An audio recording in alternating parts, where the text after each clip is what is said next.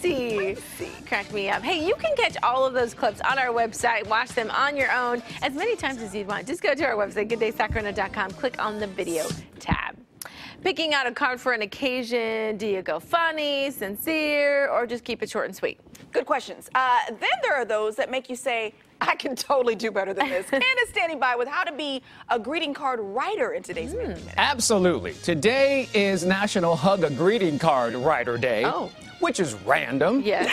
And while I can't find one to hug, I was like, well, maybe I can turn someone into one. There you go. Okay. There's got to be a lot of folks that are home right now thinking, you know what, I'm a pretty creative writer, and it doesn't really take much to write greeting cards. It's a nice little side hustle. You can earn anywhere from $75 to $300 each time you submit a card. So you can make a little money on the side, but you got to think about the specifics of how to get into this industry. I'm going to help you right now with 5 tips on how to become a greeting card writer. Okay. Number one thing you want to think about. So maybe you've been doing some of your own at home, and maybe you and your daughter or you and your child work together, and your child does the artwork, and you're like, that's so adorable, and you write the card to go with it. That's great. You cannot submit them together because the card company will like maybe what you've written, but they look for artists and illustrators separately. So you're not going to be able to submit maybe you did the artwork as well as the writing of the card. You can't put them both in. They only accept the writing.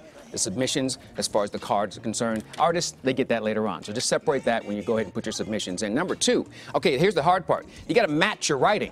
Okay, so there are a couple of card companies out there. A card company called Blue Mountain Arts. They have poetic cards. Smart Alec, they have kind of racy, humorous cards. And then there are others that have different types. You have to look at the company that you're submitting to. Don't submit like a cheeky, funny card to a devout Christian company. Think about where you're going to match your writing to so that you are matched up with the right card company to really let your style shine and get the best result. Number 3, less is more. So writing cards is not like rocket science, but there's a distinct style of writing. So you want to use words sparingly. You want to choose your words. And you also want to make it seem like you're talking in a conversation with your friend, your fiance, your nana, but not all at the same time.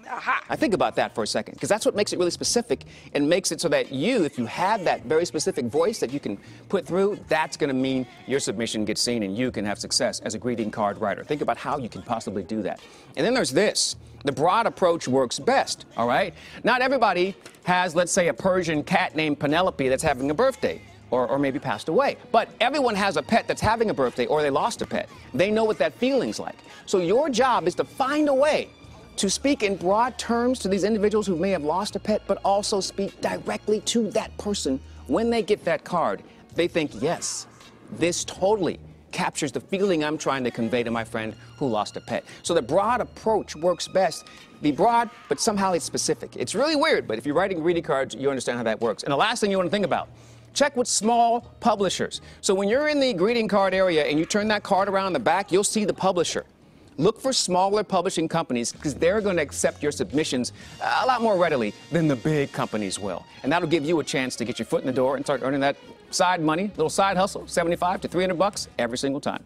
That's 5 tips on how you can transition into becoming a greeting card writer in your spare time. To find out more, go to gooddaysacramento.com. Click on show info for today's date. Man up for being able to put the perfect words for any emotion. Good Day's coming back right after this.